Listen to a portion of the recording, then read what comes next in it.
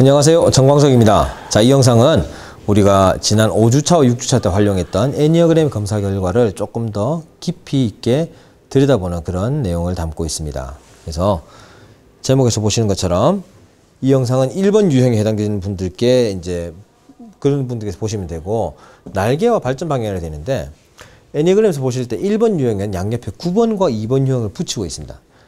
이 1번을 제외한 9번과 2번의 점수 중 높은 점수의 유형의 어떤 특징이나 성향이 1번에서 같이 나타날 수 있다. 이렇게 보는 것이 날개 이론입니다. 그걸 좀 설명드리면서 스스로가 어떤 사람인지 좀 되돌아보기도 하고요. 그를 통해서 어떻게 해야 이분들이 좀 더 발전할 수 있는지 그런 방향을 찾는 데 도움이 되는 말씀을 이제 좀 드리도록 하겠습니다. 자, 1번 유형입니다. 이성적이고 완벽주의적 유형으로 스스로 이상을 실현하기 위해 노력을 아끼지 않고 정해진 자신만의 기준을 도덕적 관념까지 끌고 와서 기준을 통해서 평가하고 분석한 이런 것들을 잘 하시는 분들이다. 이런 분들은 내면적으로 혹시 나한테 사악함이나 부도덕한 내한테 결함이 있으면 어떡하지란 두려움이 있을 수 있기 때문에 타인에게 이런 기준을 제한하고 타인의 행동을 관념적이거나 도덕적인 혹은 자신만의 기준을 제어함으로써 그들한테 내 기준을 고집하고 이렇게 따라와야 해. 이렇게 할 수 있다. 그러니까 어떻게 보면 딱딱 정해준 대로 행동할 수 있게끔 만들어주기 때문에 편할 수도 있으나, 다르게 보면 타인의 다양성을 무시하는 그런 현상이 발생할 수도 있겠죠. 그래서 1번 유형의 강점은 매사에 완벽하고 끝맺음이 정확하고 정직하고 양심적이다. 책임감이 강하다. 근데 단점으로 타인에 대해서 너무 과도하게 타인을 비판할 수도 있고, 심지어는 자기도 비판할 수가 있고, 이런 것들이 발생할 수 있기 때문에 나만이 진리를 알고 있다 생각해서 융통성이 부정할 수도 있다.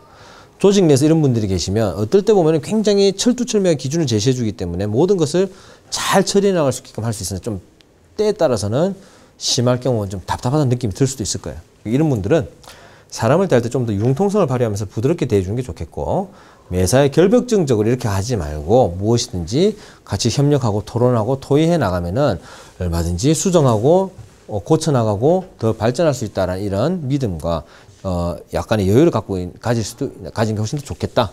이런 말씀을 드립니다. 자, 그 애니어그램에서 보시면 1번 유형 옆에는 9번과 2번이 있는데요. 9번 유형의 점수가 좀 더 높다. 그러면 1번은 규칙을 강조하는데 9번은 조화로운 거. 멋집니다. 이상주의자죠. 자신의 감정을 쉽게 드러내지 않지만 관대하고, 9번 유형의 성격 때문에 관대하면서 동시에 친절하고 사려 깊으면서 또 관념에 따라서 옳은 거 옳고 아닌 거 아닌 거. 상황을 개선시킬 때 무조건 하면 안 돼. 이게 아니고 우리 한번 더 고민해보고 잘 해보자. 조화롭게. 하지만 기준 이런 건데 이렇게 해보면 어떨까? 아주 부드럽게 접근할 수 있는, 그렇게 해서 조직이 한 발 더 발전할 수 있게끔 도와주는 그런 유형. 이런 분들이 조직 내에 있으면 굉장히 부드럽게 뭔가 일이 잘 흘러나갈 것 같아요. 아주 체계에 맞춰서.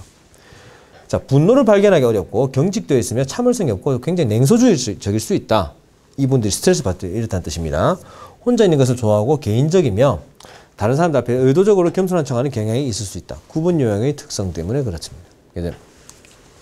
자, 1번 유형이 만약에 점수가 2번이 조금 더 높았다. 옆에 있는 것들 중에서 2번 유형은 도와주는 것에서 행복을 찾는 유형, 1번 유형은 규칙을 강조하는 유형. 어떻게 되는가 볼까요? 상대적으로 순수 이상주의를 덜 가지고 있다. 그러니까 규칙과 관념과 기준에 대한 어떤 강박관념이나 이런 게 무조건 매달려야 한다는 거는 조금 약할 수 있고, 그다음에 어떠한 문제를 개선시켜 나가는데 관심이 많아서 타인을 도와주고 이렇게 하는 게. 자, 9번에 이렇게 윙이 붙은 거, 이렇게 붙은 게 좀 달라요. 이쪽은 그냥 조화롭게 내 스스로가 물러서서 조직의 발전을 위해서 이렇게 해나가는 거고, 이쪽은 조직보다는 누군가를 도와주는 거에 좀 더 즐거움을 느끼면서 어떻게 규칙을 강조하고 함께 발전할 수 있는 기준을 세워나가는 거. 약간의 개념이 다릅니다. 근데 이런 분들이 2번을 날개로 갖고 있는 분들이 혼자 있는 것을 편하게 여기며 자신이 이상에 대해서 토론할 때는 다른 사람들과 시간을 보내면서 힘을 얻을 수 있다.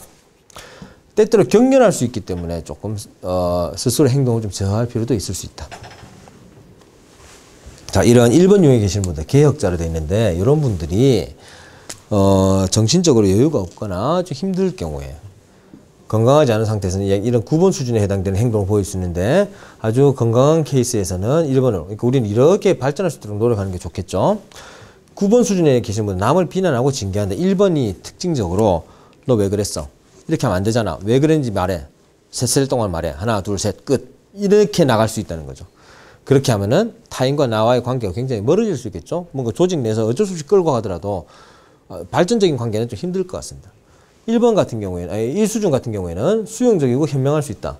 내가 믿고 있는 관념이나 기준은 그 기준에 대한 믿음은 명확하지만 이것이 아주 보편적이지 않을 수도 있기 때문에 타인의 어떤 의견을 수용하고 직접 비교해 가면서 발전적으로 생각해낼 수 있는 여유가 있다.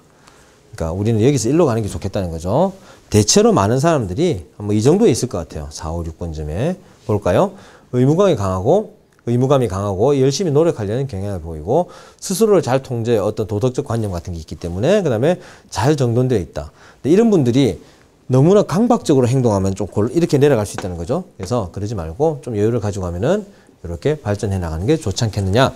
그렇게 말씀을 드립니다.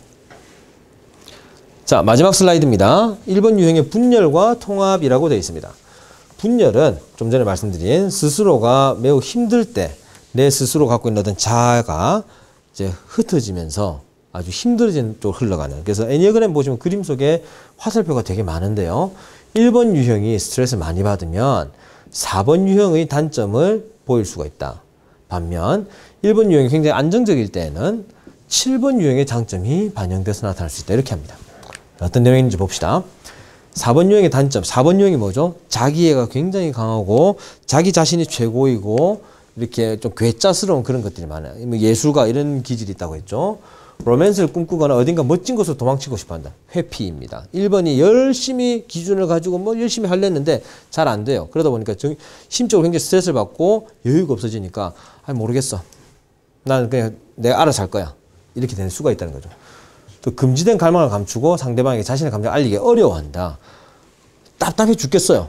기준에 안 맞아가고. 근데 이거를 4번이 또 자기만의 감성 이런 게 굉장히 강하게 스스로한테 갇힐 수 있는 5번 비슷하다 이런 게 좀 나타날 수 있습니다. 그래서 그런 게 있다 보니까 이런 거에 대해서 타인에게 내가 이렇게 기준을 갖고 있다고 뭐라 하기가 좀 어려워지고 그러다 보니 더 스트레스 받게 되고 이런 게 계속 반복이 될 수 있는 악순환인 거죠.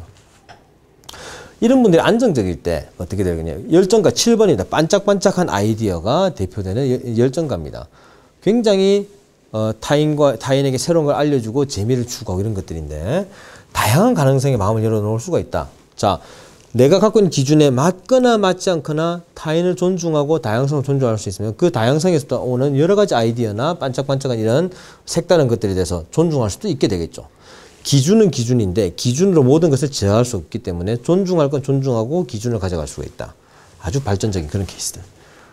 그래서 이제 이러한 유형들이 1번 유형에서 이러한 7번 유형과 4번 유형 사이에 어떤 관계가 나타날 수가 있다. 그래서 여러분들 1번 유형이 조직에 포함되어 있으면 어떨까요? 굉장히 조직이 가야 할 방향을 정확하게 정립하고 그 정립된 방향 속에서 이것이 잘 흘러가는지 흘러가지 못하는지 평가하는 게 아주 용이하겠죠. 1번 유형에 계신 분들이 그런 거를 자꾸 제안해주고 발전적으로 여유를 가지고 타인과의 관계에서 조화롭게 타인을 존중하면서 그렇게 해주면 그 조직은 굉장히 급속도로 발전할 수 있을 거예요. 왜? 하면 안 되는 것들을 바로 쳐내고 해야 할 것들만 일목요연하게 정리해 줄 수 있는 그런 게 1번 유형의 특징이기 때문에 그렇습니다. 자, 이런 식으로 이제 여러분들이 향후에 어떻게 해 나갈 건지 발전 방향이나 이런 것들을 찾아서 과제에 좀 활용하시고 그 외에도 여러 가지로 하셔야 할 일이 있을 때 이렇게 활용하시기 바랍니다. 네, 고맙습니다.